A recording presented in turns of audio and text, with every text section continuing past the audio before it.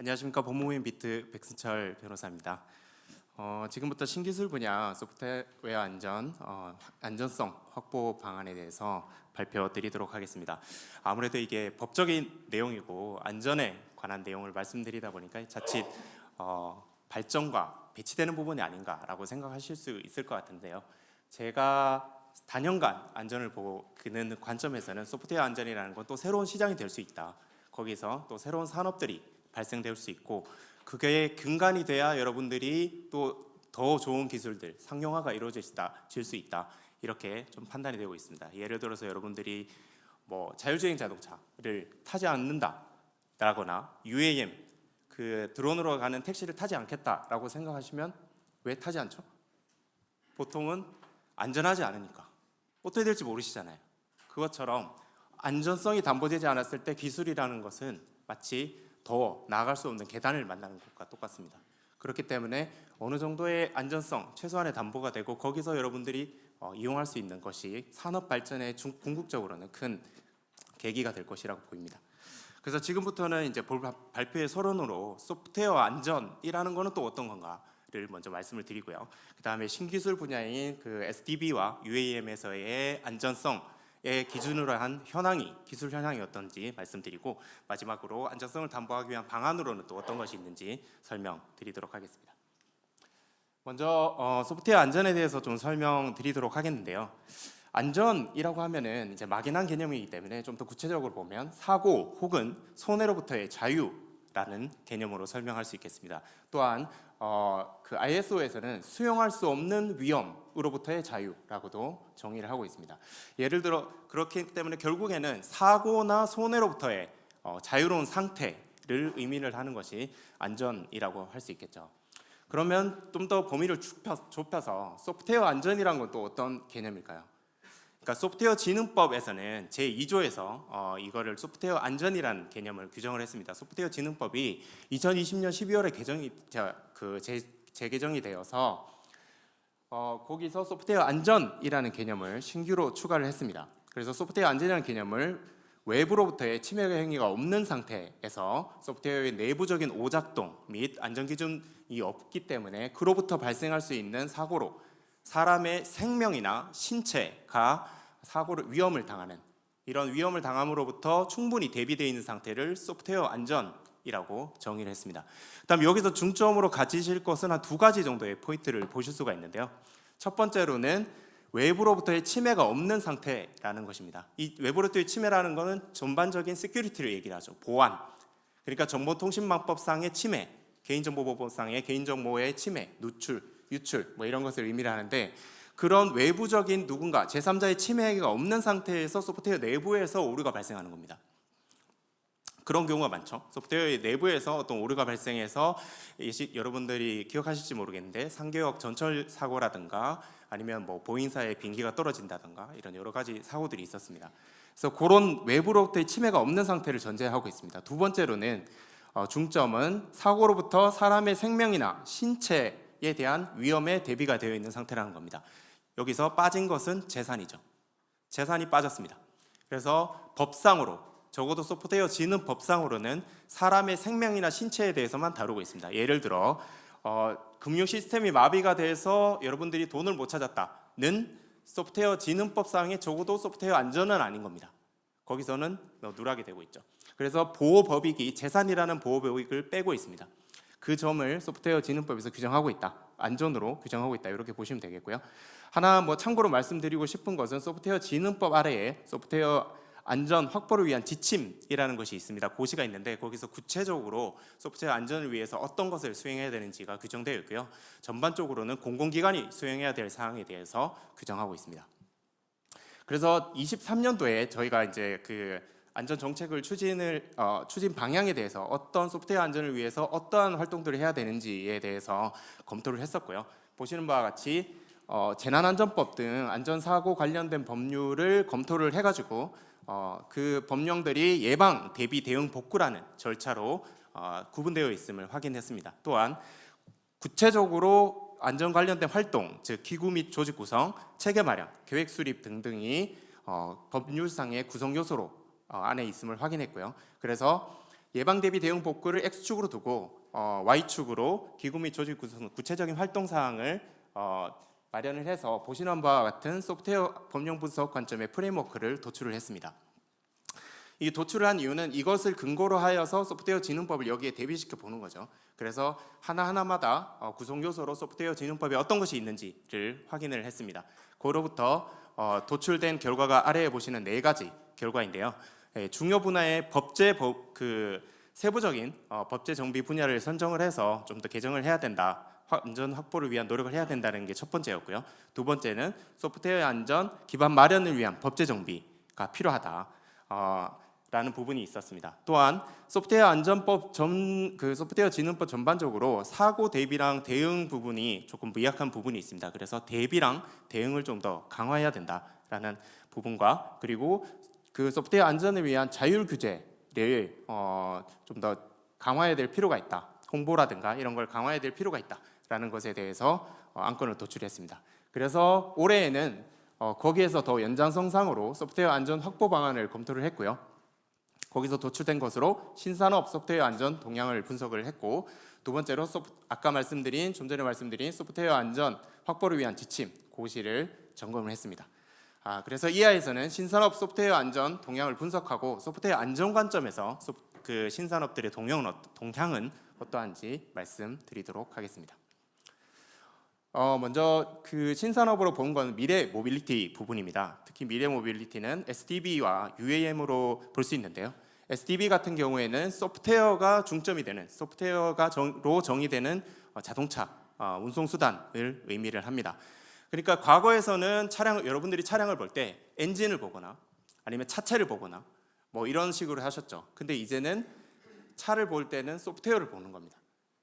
어떤 소프트웨어가 적용돼 있나? 어떤 소프트웨어로 이 차가 움직이나라는 관점으로 전환이 되고 있습니다. 왜 그럴 수밖에 없냐? 차량에 있는 많은 부분이 소프트웨어로 제어되고 마치 소프트웨어가 제어되는 것에 바퀴가 달린 것일 뿐이적으로 자동차가 진행되고 있는 거죠. 그러니까 소프트웨어가 모든 것을 제어하고 관리를 하고 있기 때문에 결국에는 소프트웨어가 중점이 되고 나머지 것들은 마치 우리 뇌가 중점인 것처럼 뇌가 중점이고 나머지가 부수적인 것처럼 그렇게 변화되고 있는 것이 바로 SDB 개념의 중점이라고 할 수 있겠습니다. 또한 UAM은 이제 도심 항공교통이라고 정의될 수 있는데 쉽게 말하자면 이제 드론 택시 같은 거죠. 그러니까 많은 유형이 있습니다. eVTOL이라고 해서 뭐 수직 이착륙기라든가 뭐 틸트되는 애들이라든가 굉장히 많은 기술 개발이 이루어지고 있고요. 결국에는 도심 항공교통을 좀 더 발전적으로 하는 방안에 대해서 언급을 하고 있고, 도심 항공교통에서는 여러분들이 보는 거는 항공기만 보고 계시지만 실제로는 관제, 그다음에 통신, 항공기랑 어떻게 통신할 건지, 그리고 버티포트라고 해서 그 eVTOL을 어떻게 착륙시킬 건지, 어디에 착륙시킬 건지를 규정하는 것들을 통합해서 UAM이라고 할 수 있겠습니다. 보시다시피 이렇게 소프트웨어 개념들이 이 전체 미래 모빌리티의 거의 아주 많은 부분을 차지하고 있기 때문에 소프트웨어 안전 확보를 위한 그런 사항들, 그 과제들이 계속 도출될 수밖에 없고, 거기에 대해서 좀 더 구체적으로 각 영역별로 설명드리도록 하겠습니다. 먼저 SDB에 대해서 설명드리도록 하겠습니다. SDB 사업 동향을 보면 보시다시피 23년부터 22년까지 연평균 3.66% 정도 상승을 했는데 한 28년까지는 9.15% 정도 상승할 것으로 예상하고 있습니다. 거의 이제 전 세계적인 정책들이 거의 2030년 정도를 상용화 목표로 삼고 있습니다. 중국이라든가. 그러니까 35년 정도에는 더 나아가서 이제 그런 활용 방안을 더 마련을 하고 있는 게 현재 로드맵상의 구조가 있고요. 이런 부분에서 그 SDB에서 주요된 사항들을 보면 완성차 기업이 주도적으로 산업을 재편하고 있고 ICT 기업들이 참여를 해서 영역이 확대되고 있다. 이렇게 두 가지 면으로 살펴볼 수 있습니다. 특히 완성차 기업으로는 뭐 여러분들 잘 아시는 테슬라, 혼다, 뭐 현대자동차 등등이 차량을 만들면서 그 안에 있는 운영 체제를 만들고 있습니다. 현대차 같은 경우에는 CCOS라 그래서 커넥티드 카 운영 체제를 자체적으로 개발을 하고 있고요. 구글이나 블랙베리, LG전자 같은 경우에는 SDB 관련된 토탈 솔루션을 개발을 하고 있습니다. 또한 SDB 표준을 살펴보면 왼쪽에 보이는 네 가지, 그러니까 오토사부터 해서 소피까지의 네 가지 표준화 단체들이 있습니다. 이 표준화 단체들이 주도적으로 표준을 만들어내고 있는데요. 오토사 같은 경우에는 2002년에 설립이 돼서 2003년에 설립이 돼서 많은 기업들이 같이 참여를 해서 표준화 작업을 하고 있고요. 자동차들의 80% 정도가 이 표준화를 도입을 하고 있습니다. 따라서 오토사에서는 이제 MCU와 CPU 시스템을 통한 이제 소프트웨어 표준을 제시를 하고 있고요. 코베사 같은 경우에는 SDB에서 발생한 운행 정보들을 어떻게 클라우드 시스템으로 업로드할 것인가, 그걸 이용해서 어떻게 활용할 것인가에 대한 기술적 표준을 제시하고 있습니다. 이 글리스 SDB 같은 경우에는 오픈 소스로 SDB를 개발할 때 어떤 표준을 따라야 될 것인가 라는 것을 표준을 제시하고 있고요. 소피 같은 경우에는 클라우드 기반으로 개발을 할 때 어떤 또 기준을 따라야 되는가라는 것으로 표준화를 정책을 계속 제시하고 있습니다. 이런 표준화 단체들이 연계를 해서 SDB 얼라이언스 통합 블루프린트를 작성하고 있고요.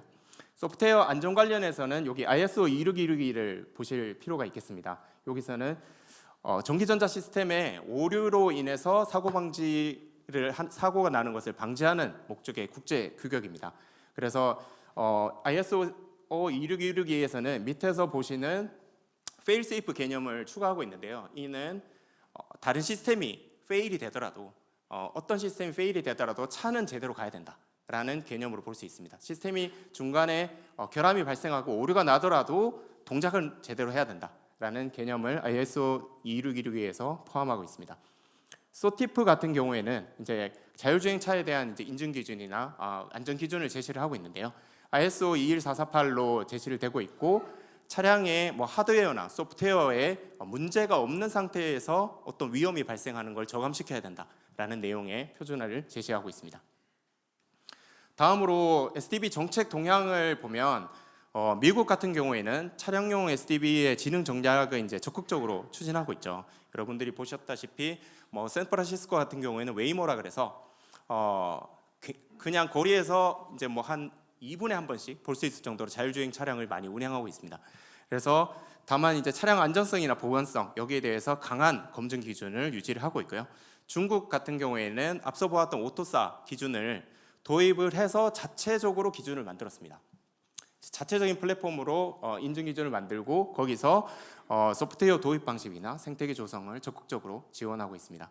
일본의 경우에는 고성능 SDB용에서는 이제 반도체가 또 중요하게 사용되기 때문에 고성능 반도체에 대한 연구 개발 이런 것들을 지원하고 있습니다. 오른쪽에 이제 국내 정책 현황을 보시면 2019년에 미래자동차 산업발전 전략에서 처음으로 이제 SDB 개념이 언급이 됐고요. 2021년, 2022년 통해서 규제가 지속적으로 개선되어 왔습니다. 여러분들 아실지 모르겠지만 무선으로 업데이트하는 거라든가 차량에서 이제 차량 시스템을 무선으로 업데이트하게 법이 개정된다던가 이번에 그 법이 개정이 돼서 업데이트할 때 관리를 받아라 그리고 기록을 남겨라 등등이 법률상으로 도입되게 됐습니다. 그런 것들이 규제가 계속 개선이 되는 방식으로 진행이 되어 왔고요. 2024년에는 마침내 미래자동차 부품산업법이라 그래서 SDB 관련돼서 어떤 부품 산업에 대한 지원이라든가 인재 육성이라든가 이런 부분이 법률상으로 들어오게 됐습니다. 다음으로 이렇게 여러 가지 이제 정책이나 SDB가 발전하고 있음에도 불구하고 사고들이 또 발생을 하고 있는데요.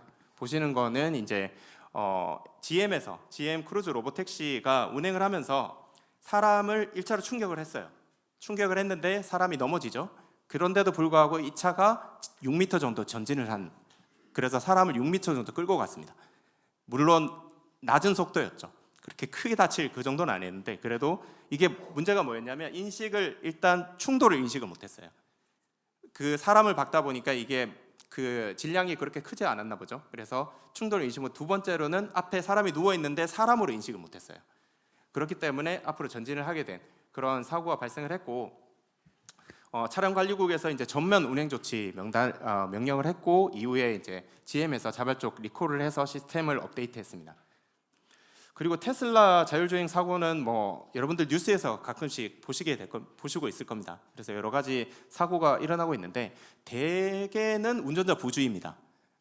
이 소프트웨어 결함으로 볼 수가 없는데 그 중에서도 소프트웨어 결함으로 이제 도로에 안개 같은 게 있을 때 제대로 인식을 못한다던가 도로의 블럭이라든가 뭐 그런 것들을 인식을 못한다던가 이런 것들에 의해서 업데이트를 해야 될 그런 필요성이 있었습니다. 그래서 최근에 아래쪽에 보시면 이제 미국 도로교통안전국에서 오토파일럿 시스템 문제로 그 203만 대 가량을 리콜 조치했습니다.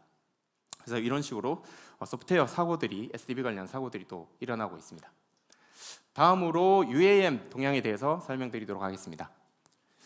UAM 산업을 보시면 그 왼쪽에 보시면 아마 성장이 폭발적입니다. 그 조비 에비에이션 주가만 보더라도 굉장히 많이 올랐죠. 이 조비 에비에이션이 미국에서는 가장 크게 이제 그 UAM을 기체를 개발하고 있는 회사라고 볼 수 있는데요. 그래서 33.5% 정도 2030년까지 증가할 것으로 연평균 증가할 것으로 보이고요. 여기도 이제 전통적 항공사들이 항공 기체를 만들고 있고, 다만 이제 말씀드린 바와 같이 UAM 시스템에는 항공 기만이 있는 것이 아니라 교통, 관제, 그리고 통신, 버티포트, 착륙 뭐 이런 것들이 다 포함이 되어 있기 때문에 특히 버티포트 관련해서는 스타트업들의 도입이 굉장히 적극적입니다. 특히 운항 관련해서도 이제 국내에서도 이제 스타트업들이 계속 도전을 하고 있는 그런 측면이고요. 그러니까 나눠서 보자면 기체 제조나 이런 것들은 전통의 항공사들, 큰 기업들이 하고 있지만 운항이나 버티포트 이런 쪽에 있어서는 스타트업들의 진출이 굉장히 활발하다 이렇게 보실 수 있겠습니다. 그리고 이제 이거 보시는 표는 UAM에 들어가는 소프트웨어 시스템들에 대한 표입니다. 많죠. 이게 제가 말씀드렸던 이제 기체뿐만 아니라 운항, 통신, 이제 착륙 그런 관제까지 모두 포함하고 있기 때문에 그런 건데요. 여기 보이는 한 꼭지가 하나의 소프트웨어 개발 분야라고 할 정도로 소프트웨어들이 UAM의 대부분을 차지하고 있다 이렇게 볼 수도 있겠습니다. 그래서 표준화 관련된 UAM 표준화 관련된 사례들 보면 미국 같은 경우에는 기존의 비행기 헬리콥터 등에 쓰였던 기술 기준으로 이제 eVTOL 수직 이착륙기의 인증 기술을 제정을 하고 있습니다. 그리고 나사의 실증 시험 결과를 토대로 가망성 인증 기준, 그러니까 이 비행기가 날아도 되나 안 되나라는 것을 인증하는 기준입니다. 그래서 가망성 인증 기준을 마련하고 있고요. EU 같은 경우에는 EU 항공청 주도로 VTOL에 대한 가망 기술 기준을 개발하고 공부하고 있습니다. 밑에 보시는 DO 178C가 소프트웨어 관련된 항공기에서 소프트웨어를 구현을 할 때 따라야 되는 기술 기준인데요. 그 안전 관련된 사항들도 포함을 하고 있습니다. 그래서 이것을 UAM에도 적용하고 있습니다. 그래서 국내에서도 현대자동차 등등이 개발을 하면서 이 기술 기준을 그대로 따르고 있습니다. 그리고 우리나라에서도 이제 24년 5월 이제 조금 이제 반년 정도 됐죠. 이제 국토부 주관으로 국제 사실 표준화 기구를 UAM 관련해서 주도를 했고요. 여기 AAM이라고 하는 건 이제 미국에서 UAM을 부를 때 쓰는 용어기도 한데요. 좀 더 넓은 분야이긴 합니다. 하여튼 거기에 대해서 국제 사실 표준화 기구를 설립하는 방식으로 우리가 좀 더 주도적으로 나가자, 표준화에 대해서 나가자 이렇게 추진을 하고 있습니다. 그리고 해외 정책 현황으로서 또 UAM 정책으로 미국은 AAM 정책을 또한 이제 개념을 정립하고 상용화에 지금 집중 지원을 하고 있고요. EU 같은 경우에는 세계 최초로 UAM에 관한 기준을 발표를 했습니다. UAM이 이런 기준을 만족해야 된다. 기준을 마련했습니다. 그래서 그거를 기준을 마련한 이후로 대규모 실증 사업을 지원을 하고 있습니다. 중국 같은 경우에도 이제 상용화 관련된 eVTOL을 실제로 제작을 하고 상용화 관련된 이제 실증을 아주 전국 곳곳에서 진행을 하고 있습니다. 국내 정책으로는 20년에 한국형 도심항공교통 KUAM 팀이라고 하는데 그 로드맵을 수립을 했고요. 이후로 계속 규제 개선이 되어 왔습니다. 그리고 2023년에는 도심항공교통법이 새로 생겼고요.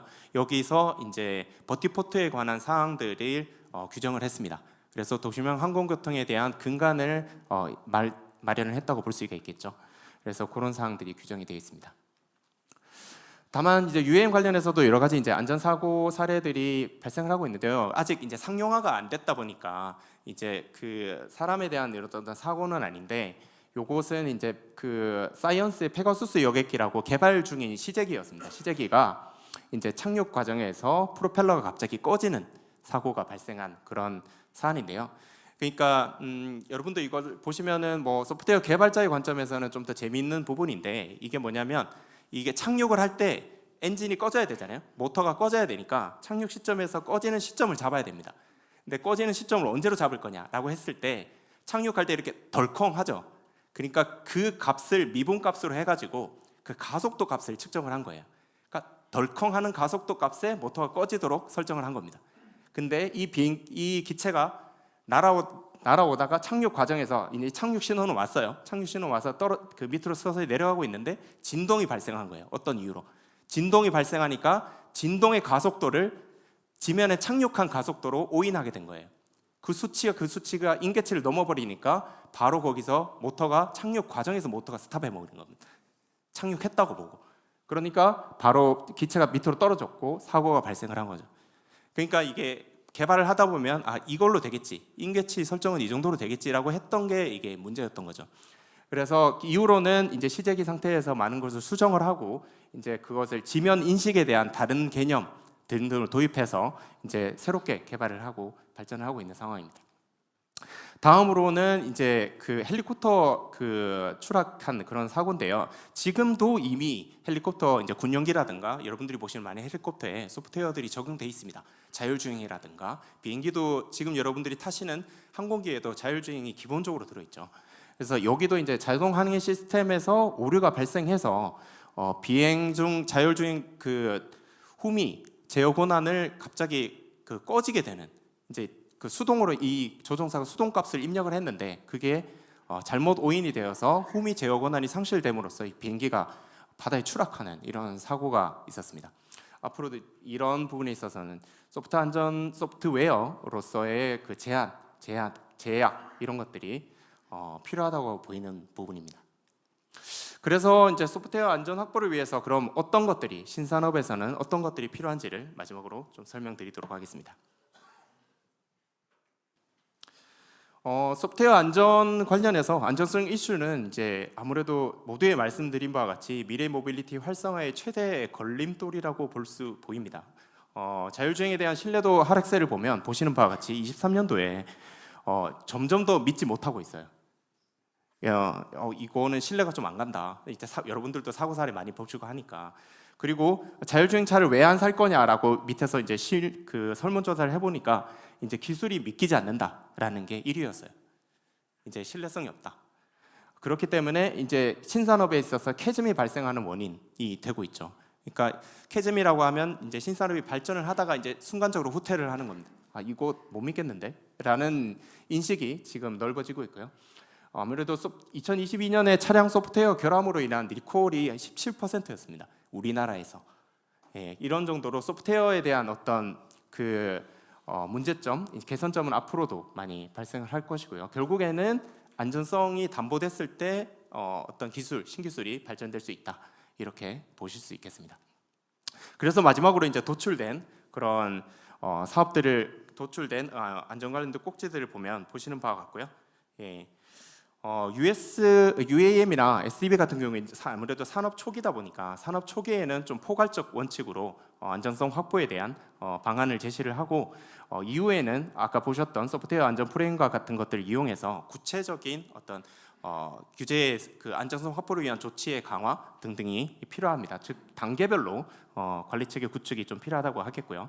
두 번째는 지속 가능하도록, 이게 UAM도 그렇고 그 SDB도 그렇고 참여하는 사업자들이 한둘이 아닙니다. 정책뿐만 아니라 과만 해도 국토부, 과기부 여러 부처가 같이 공동으로 수행을 해야 되고, 더군다나 이제 산업상의 플레이어 분들도 다 참여를 해야 되는 부분이 있습니다. 따라서 산학 연관 협력 생태계 조성하는 것이 또 그 매우 중요하다 할 것이고요.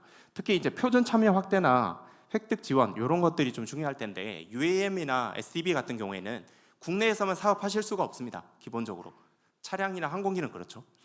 그렇기 때문에 해외 수출이나 이런 걸 반드시 염두에 둬야 되기 때문에 해외 표준을 따라갈 수밖에 없습니다. 어느 정도 반영을 하고, 아니면 그거를 포함하는 좀 더 발전된 표준을 만들던가.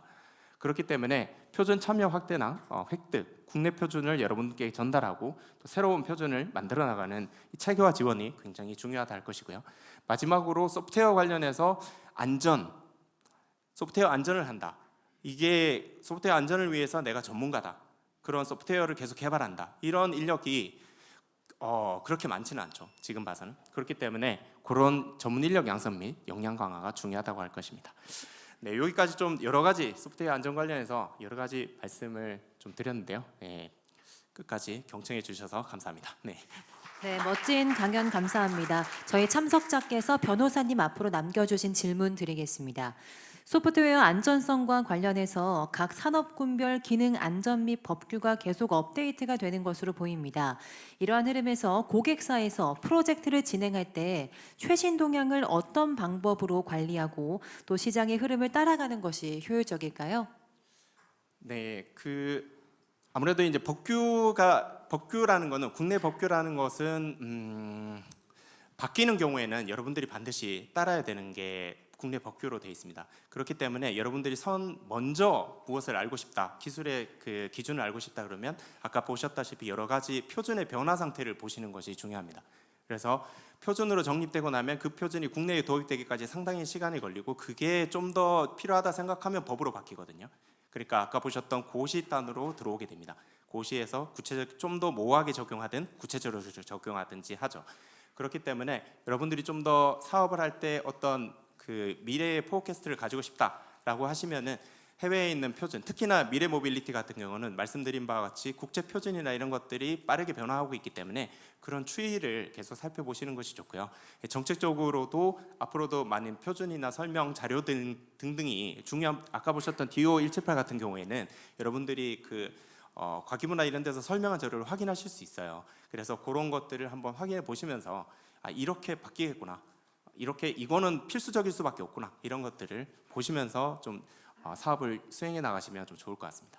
네, 고맙습니다. 훌륭한 강연해 주신 변호사님께 다시 한번 큰 박수 부탁드립니다.